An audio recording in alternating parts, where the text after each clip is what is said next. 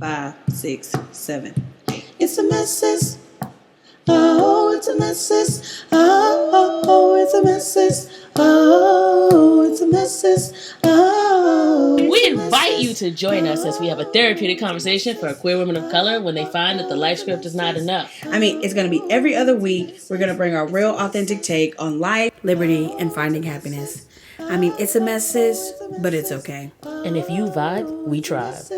Oh, it's a message. Oh, it's a message. Oh, it's a message. Oh, it's a message. Oh. Hello, and welcome back to the podcast. It is episode 6, and today we're going to talk about why, or not why, but when did we realize that we were Black? Not to be confused with are we Black or woman? I know that was kind of already a topic, but we wanted to really delve into the first time that we knew for sure that we were Black, what that meant to us, and all of that jazz. All right. So, yeah, why did we come up with this topic? It's Black History Month. Mm-hmm. And, we haven't really got to the point where we talk about Black shit. So that got us thinking about, okay, what can we talk about for Black History Month? And then, it led to what does it mean to be Black? And then it kind of got to like, shoot, when did we even figure out we were Black? Right. And then we're like, ooh, that's a good question. So when did you become aware? When did you know you were Black? And okay. Oh, I thought you were asking me. I'm so sorry. I was just trying to describe for the people why we came up with this topic, but you're very eager to discuss your Blackness. And I'm all about it. You're very enthusiastic about it. Yes. So excited. So yeah, long story short, we asked ourselves that question and said that would be a good topic, something to discuss, in front of everybody as part of our therapeutic conversation. So now, do you want to go ahead and say your piece? I do. Thank you, Rena. I know you do. I was hella eager. I was like, oh, she asking me. No, but I guess for me, what being Black, I guess what does being Black mean in this context? And I guess to me, it means feeling othered. That's the first time, I felt Black was to be othered. It's to understand that having Black skin could mean something different, possibly negative. That's what realizing I was Black means to me. So this is my story. Settle in, get you some popcorn, because it's gonna go down. Story time. Okay, so the first time I remember understanding that I was Black was in 7th grade. The summer before 7th grade, my family had just moved to small town, Georgia, rural Georgia. I'm talking the country. It was a beautiful place, green trees as tall as skyscrapers and as far as the eye could see. Wow, and I hated it. I hated it. Angsty preteen me hated that we moved, hated that we lived with my grandmother. I hated it all. But as the summer went on, I was ready for school, which was always like my haven. I could always go to school and like I love to learn. I still do. But once I got there, school was just okay. It was just all right. Because this was the first time that I had been in a predominantly white school or environment. And it was a culture shock, to be sure. But eventually I find my groove like I do. And I start to hang out with a handful of Black kids because that's all there is in the whole school. A handful of Black kids. And, things are as smooth as can be for a middle school girl. Then one fateful day, the kids who lived up the street from us, and we had played with these kids over the summer. White kids, of course. They called me and my brother niggers on the bus on the way to school. Why does shit always happen on a bus with Black and white people? I don't know.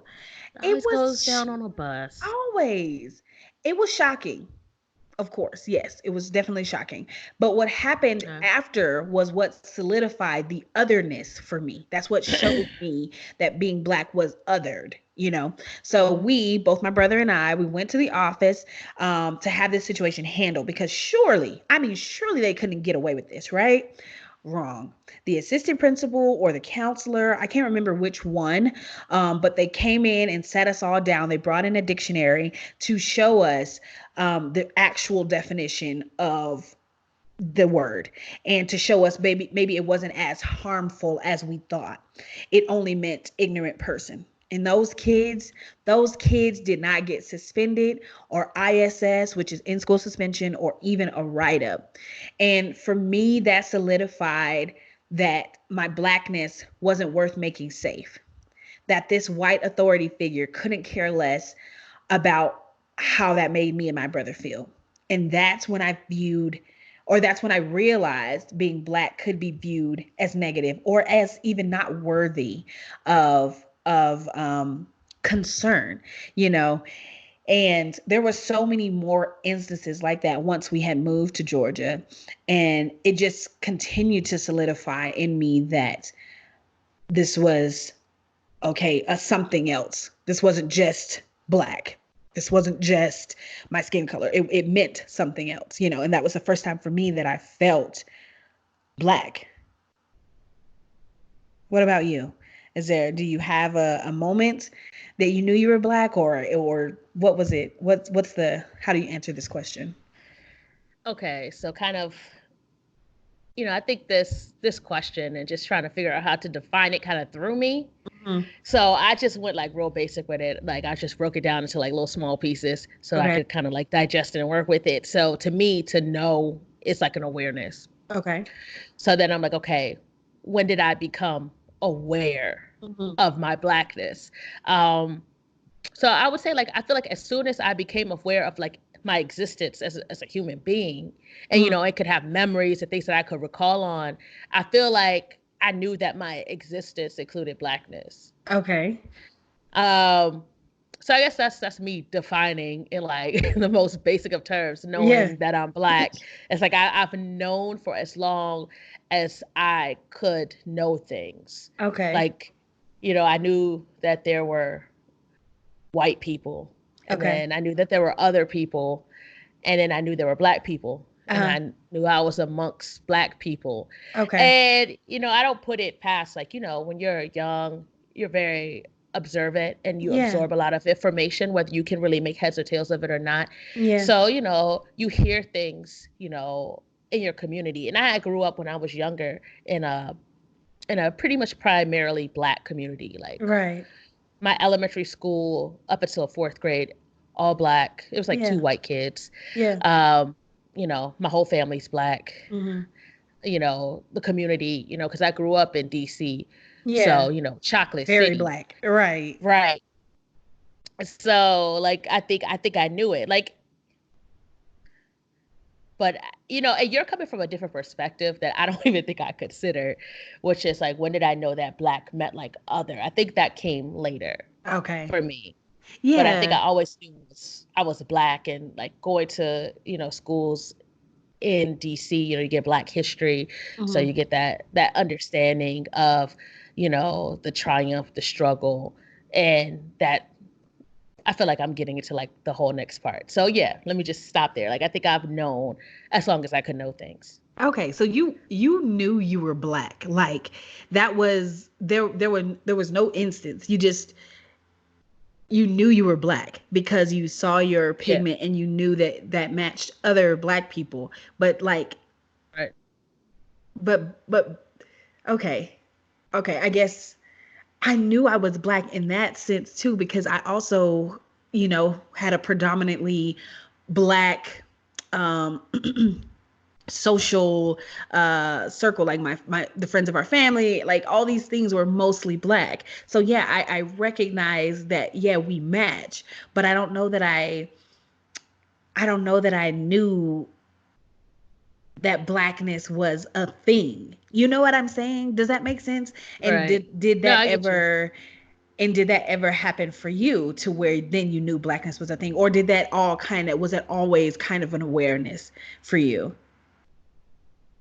I think I knew, like, on like a surface level, that black was other, or Okay. othered, as you said. Um, I think I always knew that there was kind of this limitation on Mm. blackness. that we had like a volatile history, especially with white people, that I always felt like there were just certain things that we couldn't do. Is this always? Like even like you were saying, as far as knowing you were black, you've known for as long as you can know things. Did you know that at that same time? I'm trying to think. I don't think I really like got it. I think I kind of knew like from what you overhear Okay. older people say. I knew Mm-hmm. that, but I don't think I felt it or got acquainted with it until I was older. Okay. So I would say I didn't feel that until like around fourth grade, and that's when I moved out of the country. Okay. I So I got you. went from a predominantly like black neighborhood to being like the only black American kid in a school. Wow. I bet that was hard. Oh, yeah. I don't think it was as hard. It's crazy. It's crazy because like okay, so me and my mom we moved to Pakistan, and I had never Wow. even heard of that place. Right. Right. When I was 9, and I spent about 3 years there. And there were like some hiccups. I think that's when I first realized that I was kind of treated differently, or that there was like a lower expectation of me. Mm-hmm. Mm-hmm. Mm-hmm. But I don't think I really understood personally where it was coming from, but I like reading the reactions on my mom's face. Like she was Yeah. picking up on something, and then I'm kind of like, okay, what do we have going on here? Right. Right. So the impact for me, um, with all honesty, it has severely impacted how I view white people. Um, Before then, white people have been positive figures in my life. And this is before the seventh grade event. There were several white families that have been incredibly kind to my family at various stages of my life up until then. And on many occasions, and I mean many, where my mom was in the hospital, we were frequently entrusted to our white neighbors to look after us. And if you know anything about black moms in general, or my mom and how strict she was on where we could stay, you'd understand that this meant she had a great deal of trust in them, and therefore so did we. They treated us just like their kids, dinner and treats and corner time punishments if we acted up. Like it was just another safe space for us. I never questioned if our blackness was an issue. Of course, I saw the difference. I don't see color individual, but I saw no difference in the treatment of us. I knew they were white. I knew we were black, but I didn't recognize that that meant anything. It's just we black and you white, and that's it. You know, um, it's really funny because we moved to Georgia and we were there maybe 7, 8, 9, 10, 11, like 4 or 5 years. And then we finally went back to where we had moved from. And we saw this family and we were kind of telling her about our experience, the mom of the family. And her name was Miss Della. And once we told her the stories of like everything that we kind of like were experiencing, I mean, Miss Della was in tears, after hearing about how we were treated in Georgia. She was like, she'd hoped that we'd never have to experience that. But unfortunately we did. And now I don't know that I fully trust any white person. It's just, it's like it wasn't that one incident that created this feeling, but that was definitely the start of it, and the definite start of me. um I guess I also feel like super protective of blackness as well, after that, because I saw how ridiculous it was, the mistreatment of it. Me and my brother hadn't done anything. We didn't deserve to be called names. We weren't doing anything to these children. We, in fact, were friendly with these folks beforehand. So it just, it solidified in me that there is definite otherness for no reason other than to be othered. And that was a lot of others, but you know what I mean? It was just the very, very first time I just like really recognized it. And it's funny because my mom, she grew up in Ohio and also like around the country because her dad was a traveling evangelist. And so Hmm. she had told us stories like how she recognized her blackness once she went to the South as well. Like, so she, she was from the North, and it wasn't overt. We all know that racism is everywhere. Let me just put that disclaimer there. But she didn't feel it like that. She was traveling around and this, that, and the third. And once she got to the South, she was like, she'd heard about it in history books. And mind you, my mom was born in the 60s. So it's like her talking about, oh, I heard about it in the history books. It's like, that's crazy. Anyway, she gets to the South and her cousins are telling her, like, don't look up if we pass a white person on the street. Cross the street and look down. And like, her having to actually like really experience it once she got to the South and realized that was her blackness. And so for me, it was kind of like a parallel experience. Once I got to the South, I was just like, oh shit, this is a real thing. Y'all really feel and actually do get away with whatever you want, because you're not Black. And it was like really eye-opening and very frustrating. And that's been the impact now, is that I just don't have a lot of trust for white people in general, I guess. Wow. Yeah. It's interesting that, you bring up trust and you seem like really emotional. I feel like I'm really like a little bit like detached from this topic. Just Okay. like I just feel like really like I don't know if it's like maybe I'm more like traumatized than I realize, but I just Okay. feel kind of like low key like numb, like emotionally. Like Okay. I feel like my perspective is so very like surface. So when you Yeah. talk about trust, like I grew up, I guess you can consider it the North, like DC, Maryland. Yeah. Not really, because Maryland, I think there's Southern Maryland. Maybe that's considered more More South. this more South. Um, anyway. So when you talk about trust, I don't think I ever developed trust in white people. So I guess, so I Mm, feel like I said, I grew up around all Black people. So in a way, I think I felt like white people were other. okay. Not that like other, and I didn't think other meant like bad. I just felt Right. like, okay, they stay on their side of town and we stay on our side of town, and we Okay. don't, and it is what it is. Yeah. And I didn't have a lot of contact with them. Mm, So, but then from what you hear in history, like mm. teaching history in school, so I'm kind of like, oh, yeah, these aren't this isn't my tribe. These aren't my Yeah. people. Yeah. So I don't think I ever got close enough to them to get that emotional connection. I can't think of any white person in my life that I was close to where like I felt safe with them. Where Wow. so I think that's part of, and also I think I was just kind of clueless as a kid. Like I'm just Yeah. like, yeah, I think I was just kind of la la la, you know. Right.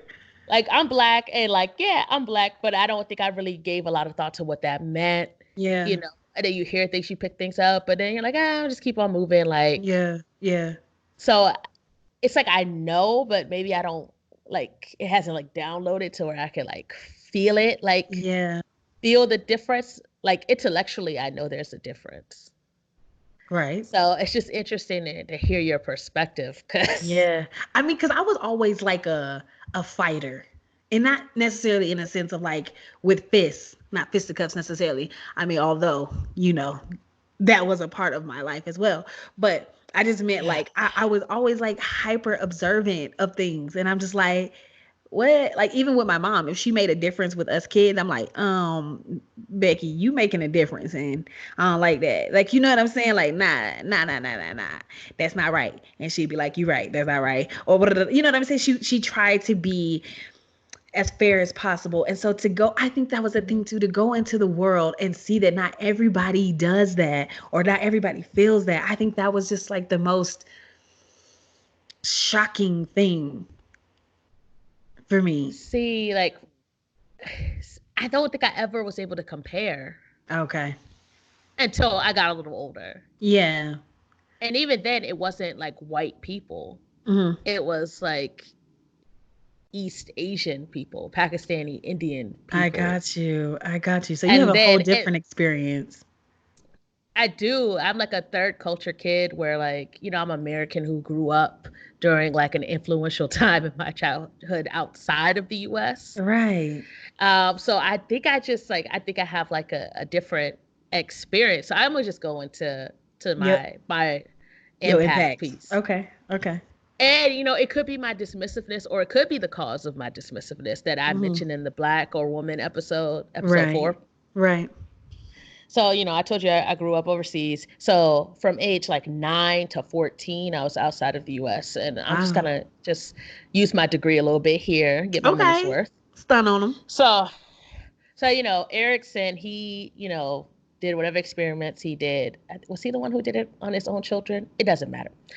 And he developed this nifty chart that kind of shows like the different complexes that children tackle at different age stages. Okay. So between 9 and 14, I'm dealing with industry versus inferiority. So that's when you're going to school and you're dealing with feelings of, are you successful? Are you getting the grades? Are you making your marks? Or are you feeling inferior because maybe you learn Yeah. differently than others, or you're having some difficulties. And then Right. I'm also dealing with identity versus role confusion. So like Mm. that security and sense of self. Hmm. Um, so I guess for me, the impact of being Black was that I knew it was limiting. I think Hmm. I've always known it was limiting. I feel like it's Yeah. always been described to me in this way where it's like you could do anything. You know how they say when you're younger, Right. you could do Right. anything and be anything you want to be. But I also understood that Blackness came with a huge but. Yeah. Like we could do something if another Black person did it.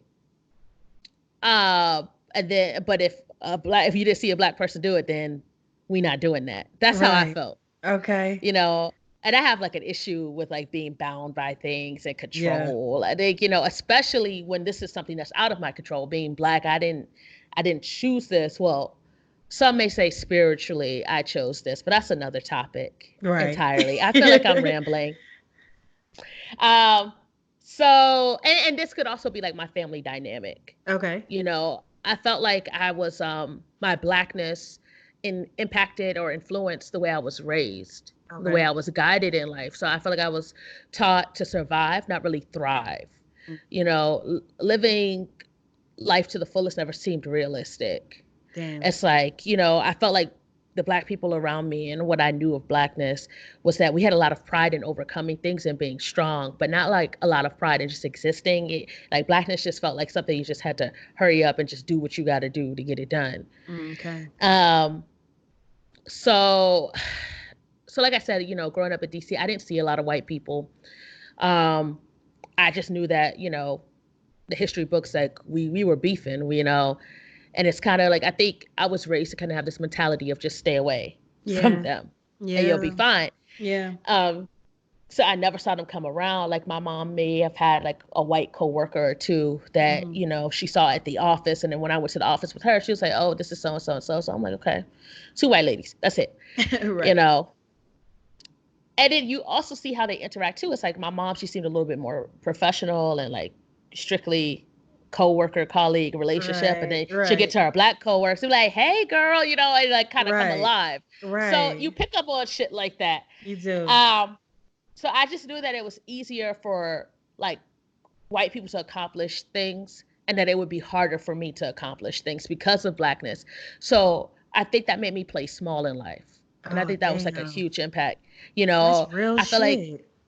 right, right. I feel like I knew from an earlier age that risky decisions were less likely to pay off for me Okay. because of, my Blackness. Right. So then you ask a question, you're like, okay, when did you really, really like know you were Black? Like, I guess Right. like from like a personal standpoint, when was I made to feel Black? Right. So I think that happened when I went overseas. Okay. That's when I that's when I was no longer surrounded by, just purely Black people and Black was the norm. Right. Now I'm the other. Right. Now it's just me, Black American, just one. Just one of you. Oh, Just damn. one. You know, and so I got exposed to like, different schools, different cultures, different people. Yeah. And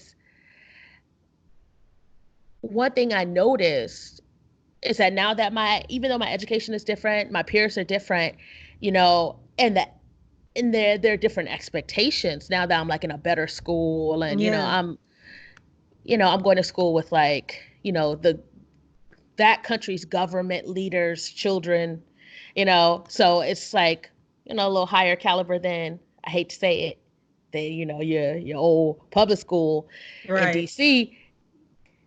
Even though I felt like I got a decent education from them, Right. I still had this sense that my blackness, this but with my blackness. It's like, Yeah. okay, I'm in this environment where I can be great, where greatness is expected. Yeah. But I never thought that I would ever rise to the level or above my peers. Like I knew I would Mm. do well in life, Mm-hmm. but like there's like this cap. Got you. I'm not gonna do that well, but I'm gonna Yeah. be good. Right. So I just always felt like they would get more with less effort, and that I had to work really hard to be okay. Yeah. So that right there, that is the impact for me, and I don't have a problem with being Black American. I feel like we're beautiful, we're intelligent, we're resourceful, Mm-hmm. but I feel like we've also been taken advantage of, Yeah. gravely taken advantage of, and we work hard with no reward, and we let others control our narrative, Yeah. and then we accept this notion that we're less than, We do. We you have. know. So I don't know if it's me growing up overseas that really messed with like my identity and sense of self, Mm. or if it was just being Black American. Like I think it's like Yeah. a combination of both. But I think when I first felt like blackness was other Mm-hmm. was when I went overseas. Wow. And that's so interesting because it's like, you know, we both have a certain point that made us feel othered. And for me, it's specifically white people. And for you, Right. it's just being the only one of you. It's not necessarily a one particular culture that made you Right. feel some kind of way. And it's so sad to me because I feel like the impact on a lot of Black people is what you were saying earlier, is just feeling like no matter what I do, I'm at a cap. Like, you know what I mean? And I know a lot Right. of people try to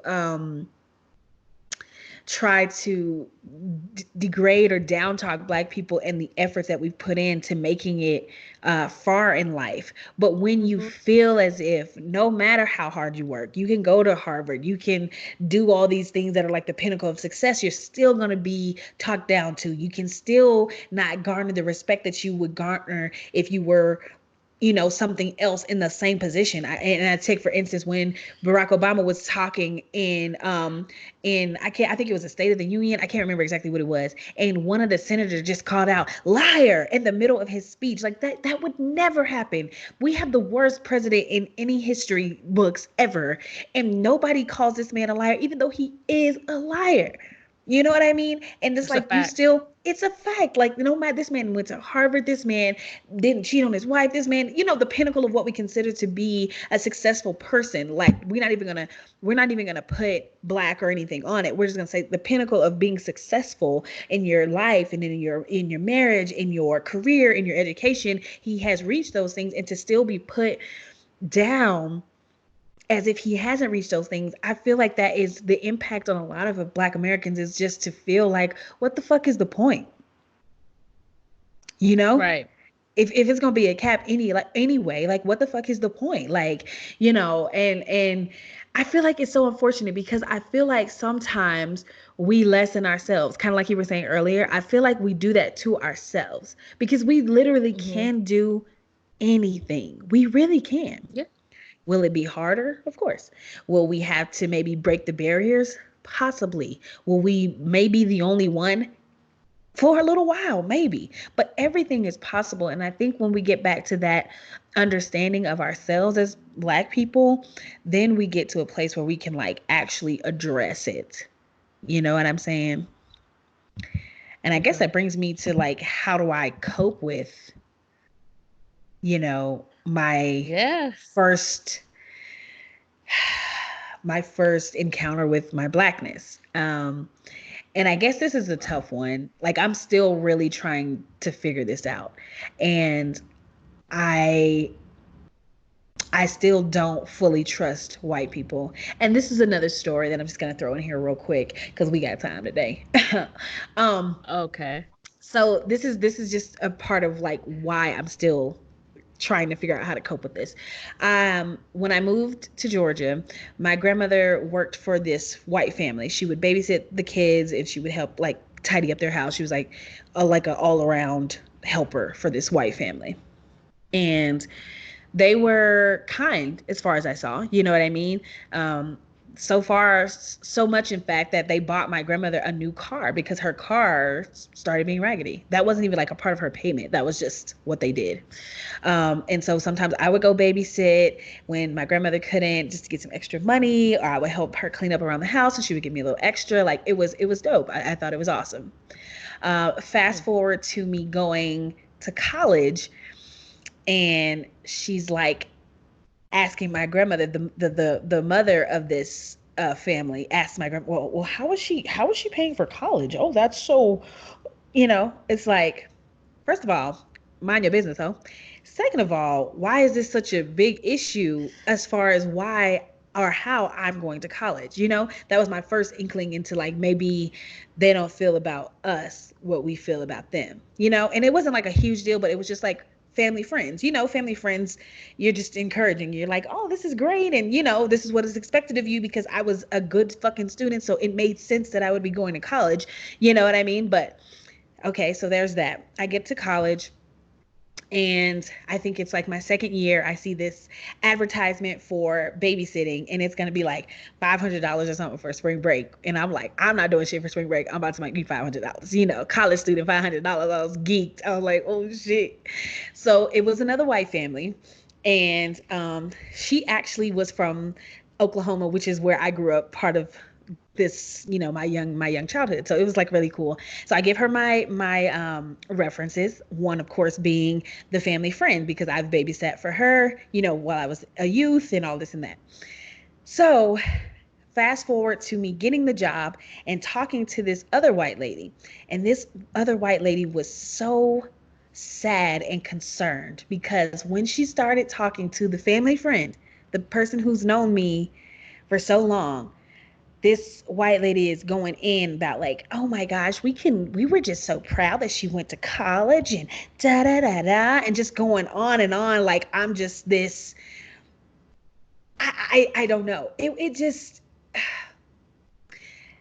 just going on and on about me being black and how that really, how they were proud because I was black and all this stuff that just felt so othering. And I was just so pissed. I'm like, I put you down as a reference. Like that is crazy wild to me. So I guess this goes back into like how I'm coping because I still don't trust. This is just another reason why. Um, and that's not to say that I haven't tried because I have. You know, the college I went to was predominantly white institute, and so I tried again, and then you just keep getting burnt. I think the truth is ultimately I think I need therapy to work through some of the feelings that still linger. Um, and of course, I'm kind because that's who I aim to be all my days. But building like deep, meaningful relationships with other folks outside my race, and this just doesn't pertain to white people, but especially white people, it has proven to be difficult. And I did want to put in a disclaimer because the white people that are also othered, like for instance, if they're gay or trans or grew up in extreme poverty, I have an Mhm. easier time building with because I feel like they kind of understand otherness. I mean, they still have their privilege and there's still, some issues. I actually have a really close friend who is a trans person, and so we grew up together and we were really close. And this person is white, so I have tried and I do have some, but I mean, as a whole, I tend to be distrusting, and I don't feel like that's helpful or healthy if we're being honest, because people are just people. And we all grew up in this umbrella of supremacy, white supremacy. We all kind of got some shit we got to work through. You know what I mean? Yeah. Um, and so I don't know. I really want to work through it so that I'm not dismissive of people, because I don't know who I've missed out on in my life as friends or mentors or anything like that, because I refuse to go past the surface level with others. So that's kind of how I'm coping, just recognizing that I need to actively work on my bias. What about you? How do you Okay. cope with it? Oh wow. I think like I don't know if I'm just at this place in my life where I'm just very like focused on me like internally and how I'm Okay. processing things. Yeah. So um like I'm trying to develop my own understanding of blackness Okay. and what it means to have black skin. So I'm gonna risk being misunderstood here. Oh dear. Um so okay. So I'm feeling like, or I'm pondering to myself about Okay. like race. And right now my belief is that race isn't a thing. Okay. And not that it and not to dismiss all that people have gone through, especially black Americans, just black people of the diaspora, and all other people of color, what we've gone through as a result of white supremacy. Not to dismiss any of that. Like, I understand that race is a thing because it became a thing. Like, I think about how it became a thing because initially, like, if you go way back in history, race wasn't a thing. We would, Right. you know, everybody kind of had their own little slavery practice, and we had indentured servitude. People would trade amongst each other. No one really, it wasn't like race related or race based why somebody was seen as less than or better than. That really wasn't like the primary way of thinking. But like once like slavery came about, like lifetime slavery the way we know it as black Americans, Mm-hmm. um I felt like race was used as a tool to increase control and to Of soothe course. white slave master guilt. Mm-hmm. So I feel like it's only a thing because we agree to it and we play into it. And now Mm-hmm. I've realized, as a result of playing into this and a result of, white people and building American society, laws and all of that based off of race, Mm-hmm. and that I acknowledge institutionalized oppression and all of that. I know Mm-hmm. that I guess what I'm trying to say is I don't think I'm less than because of my blackness, but I am treated less than because of my blackness because these are things that have been put in place in Right. society. Right. So in a way, with my way of thinking, I'm trying to reclaim the narrative of Yeah. what blackness is for me, Yeah. you know? Ooh, Because that's I really feel like good. playing right. I feel like playing into it, that's what makes it real. And I'm not Yeah. saying that we're all the same. No one is the same. We're like everyone is their own little concoction of human conniption and drama and Right. just, everybody Right. has their journey and their thing. So Yeah. like not every black person is the same, not every white person is the same. Right. So with that all being said, like I want to be more than the limitations imposed on me by society and my upbringing because of race. Right. I'm black. I feel like I'm black American, and so Right. I feel so you. what? You Right. know, I'm sick and tired of being sick and tired. You know, Okay. so I'm looking into my beliefs and my narrative. Mm-hmm. What I'm telling myself, what I've picked up over the years and really just, breaking that down. And one of the ways in which I'm doing that is having conversations like this one right here. Right. So that I can look at what I believe and determine if I even like those beliefs. Mm-hmm. Mm-hmm. Um, I feel like life is what you make it, whether you're black, white, Puerto Rican, or Haitian. That's my Okay. lyric. Uh, So, I want to ask questions and I want Mm-hmm. to ask for things out of this life that I've been afraid of asking for. Mm. Oh Um, shit. and I want to lead with how I feel about me, like personally, Yeah. not what I've been led to believe based on history, based on what people want me to believe, and this covenant we've entered into. Yeah. Whether we acknowledge it or not, that's kind Mm-hmm. of what it is. Um, So yeah, I'm just revisiting my development and trying to fix shit and Yeah. challenge my narrative. Now, for more concrete things of what I will do, you know, I feel like I always say the same shit. You know, I want to learn about myself and my Right. family, Right. ask questions, and listen, not to respond, but to understand. Yeah. Um, to journal and define my beliefs. Hmm. To continue being gentle with myself. You know, things don't happen overnight, Yeah. but also, I don't want to lose that accountability. You Hmm. know, Hmm. things will be difficult, and sometimes I'm going to have to push myself out there, Yeah. but I don't want to break myself trying to do something I'm not ready for either. So just kind Yes. of finding that balance, and to play bigger. You know, take well-intentioned risks. I like You know, it. and as always, stay in the present, folks. Always. Yes. Okay, well, we're gonna recap that thing. Okay, so it sounds Okay, like, you do that because I don't remember what I said. oh wow. Okay, so what it sounds like is that both of us have let our blackness hinder us in some sense. For me, it was the hindrance of building relationships with white Americans or with really anyone outside the black race. For you, Rena, it sounded like you had let it limit you on what you thought was possible in your life. And what we're both deciding is that now we're going to take those limitations off, be it through therapy with myself or Rena journaling or being present. We are both taking the time and the task to work through what we've allowed our blackness to limit us, how we've allowed, rather, our blackness to limit us. And we challenge you guys to see how blackness has influenced your life, and if there has been some limitations that you've placed on yourself, be it with building relationships or be it with building dreams bigger than what you think blackness should allow. We encourage you to take the time now to work through those things, because blackness is beautiful in every sense of the word. And that doesn't mean that you need to limit yourself on relationships. That doesn't mean you need to limit yourself on goals or your dreams. We are here to take over the American dream because it is our dream. That means we can be friends with who we want.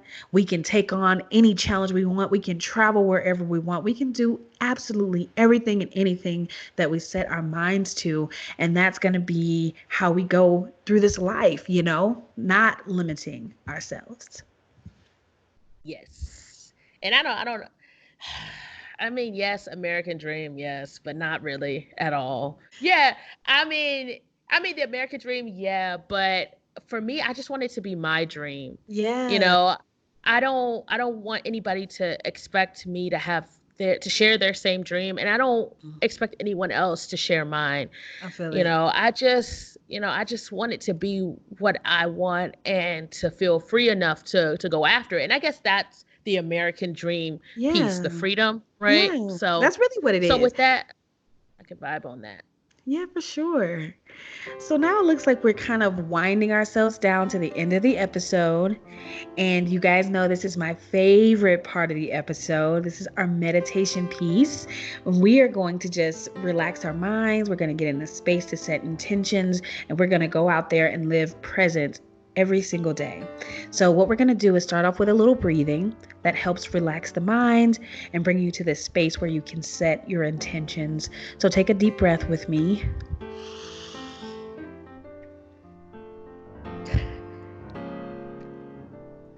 One more deep breath.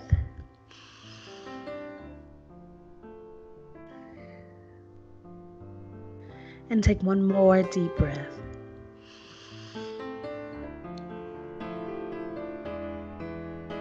Today, I am going to set my intention on learning how to break through the barriers that I have set against myself, learning to be open to others as I would like them to be open to me.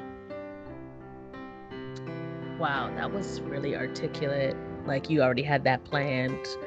Uh, I'm just gonna take one of my last lines. My intention is to play bigger and take well-intentioned risks, because I ain't got it like that. Okay, guys, set your intention now, and we're going to do the last set of breaths. Take one big deep breath with us.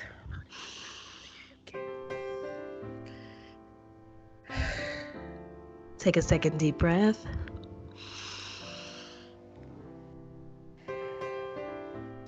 And our last deep breath.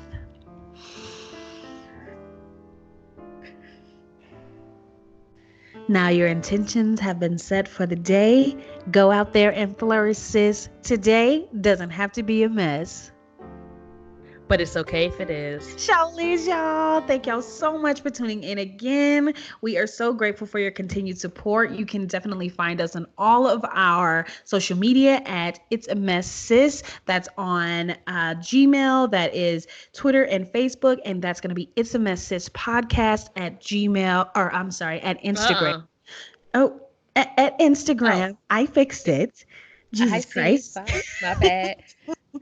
Yeah, I was reach quick out with to it. us. Let us know, when did you first hear, or when did you first feel Black? And did that feel like an othering experience, or was it an uplifting experience? We'd love to hear your piece about this topic.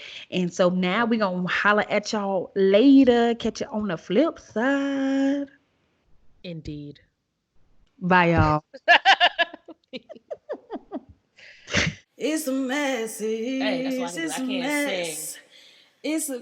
It's okay. He's gonna talk over my singing though. Okay, it's ready now.